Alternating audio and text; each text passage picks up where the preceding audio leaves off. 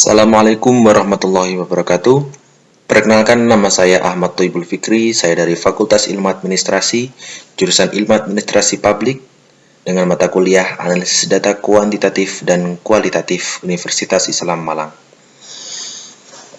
Baik, dalam kesempatan kali ini saya akan membawakan tema yang berjudul Apa itu penelitian dan bagaimana menentukan ide dan tema penelitian. Baik, saya akan menjelaskan tentang penelitian itu sendiri. Apa yang dimaksud dengan penelitian atau riset? Secara umum, pengertian penelitian adalah suatu proses penyelidikan yang dilakukan secara aktif, tekun, dan sistematis, di mana tujuannya untuk menemukan, menginterpretasikan, dan merevisi fakta-fakta. Menurut para ahli, definisi penelitian itu sendiri menurut Sutrisno Hadi adalah penelitian adalah suatu usaha dalam menemukan segala sesuatu untuk mengisi kekosongan atau kekurangan yang ada, menggali lebih dalam apa yang telah ada, mengembangkan berluas, serta menguji kebenaran dari apa yang telah ada, namun kebenarannya masih diragukan. Menurut Donald Arim, pengertian penelitian adalah penerapan dari pendekatan ilmiah pada suatu pengkajian masalah dalam memperoleh informasi yang berguna dan hasil yang dapat dipertanggungjawabkan. Yang dapat saya tarik kesimpulan dari dua para ahli yang mendefinisikan penelitian itu sendiri, yaitu penelitian adalah kegiatan-kegiatan yang mencari atau menggali suatu kajian atau fakta yang sudah ada namun masih diragukan. Itu dinamakan penelitian.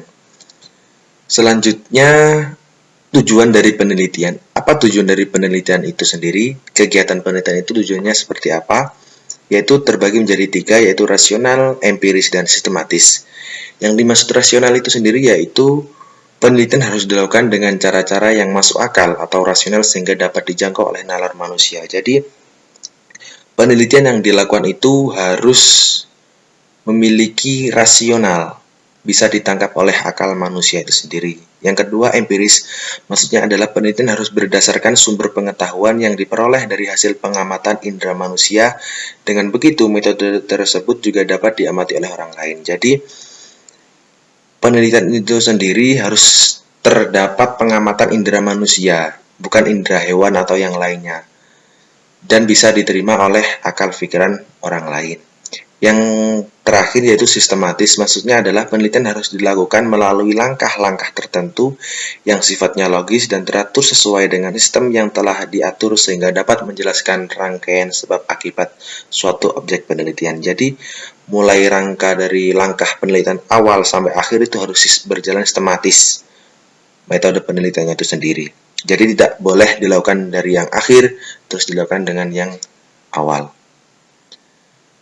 Terus yang terakhir adalah bagaimana cara menentukan tema atau penelitian itu sendiri. Jadi bagaimana cara menentukan tema penelitian itu, kita bisa menjelajahi internet, mencari searching di internet bagaimana tema penelitian yang cocok dengan kita.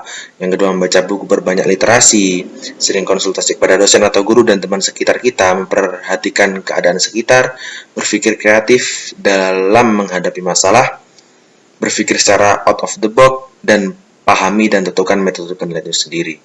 Jadi, cara menentukan tema penelitian itu sendiri yaitu dengan kita memahami situasi di sekitar kita, tema apa yang akan kita angkat. Semisal kayak kita memahami sebagai mahasiswa, memahami karakteristik sebagai seorang mahasiswa yang intelektual itu bagaimana.